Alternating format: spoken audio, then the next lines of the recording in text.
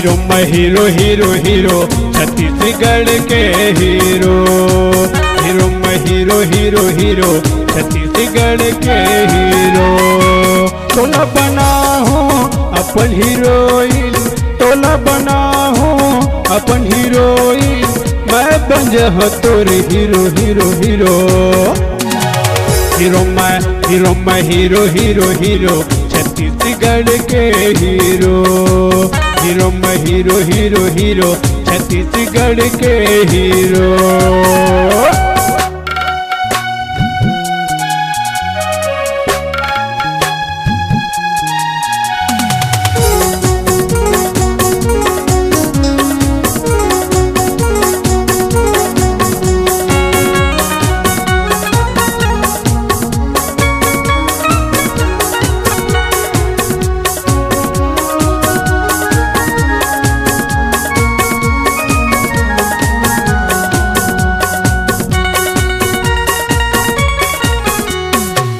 आनी बानी के कपड़ा पहनबो, चेहरा सजाबो, सुंदर पिक्चर बनाबो। आनी बानी के कपड़ा पहनबो, चेहरा सजाबो, सुंदर पिक्चर बनाबो। तोला बना हूँ अपन हीरोइन, तोला बना हूँ अपन हीरोइन, मैं बन जा तोर हीरो हीरो हीरो। हीरो मैं हीरो हीरो हीरो छत्तीसगढ़ के हीरो। हीरो मैं हीरो हीरो हीरो छत्तीसगढ़ के हीरो।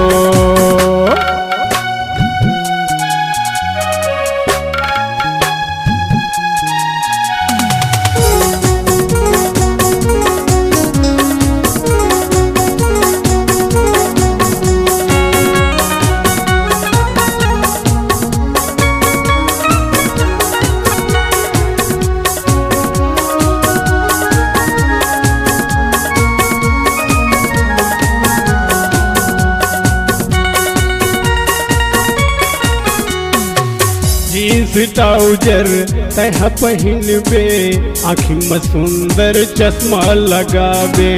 जीन्स ट्राउजर तह पहिनबे, आँखी में सुंदर चश्मा लगाबे।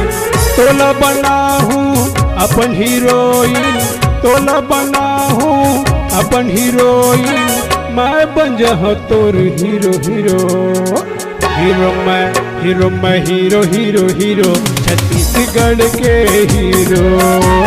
हीरो मैं हीरो हीरो हीरो छत्तीसगढ़ के हीरो।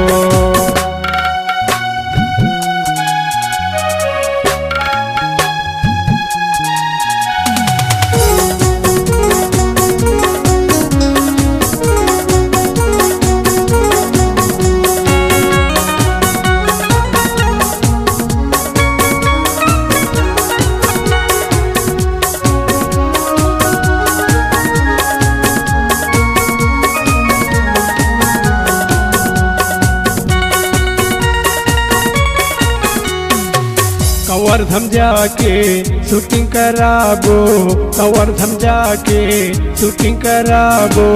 हीरो पिक्चर हमन बनाबो, हीरो पिक्चर हमन बनाबो। तोला बना हूँ अपन हीरोइन, तोला बना हूँ अपन हीरोइन, मैं बन जा तोर हीरो हीरो हीरो। हीरो मैं हीरो हीरो हीरो छत्तीसगढ़ के हीरो। हीरो मैं हीरो हीरो हीरो छत्तीसगढ़ के हीरो। तोला बना हूँ अपन हीरोइन, तोला बना हूँ अपन हीरोइन, मैं बन जा तोर हीरो हीरो हीरो। हीरो मैं हीरो हीरो हीरो छत्तीसगढ़ के हीरो। हीरो मैं हीरो हीरो हीरो कवर्धा जिला के हीरो। हीरो मैं हीरो हीरो हीरो पंडरिया के हीरो। हीरो मैं हीरो हीरो हीरो छत्तीसगढ़ के हीरो।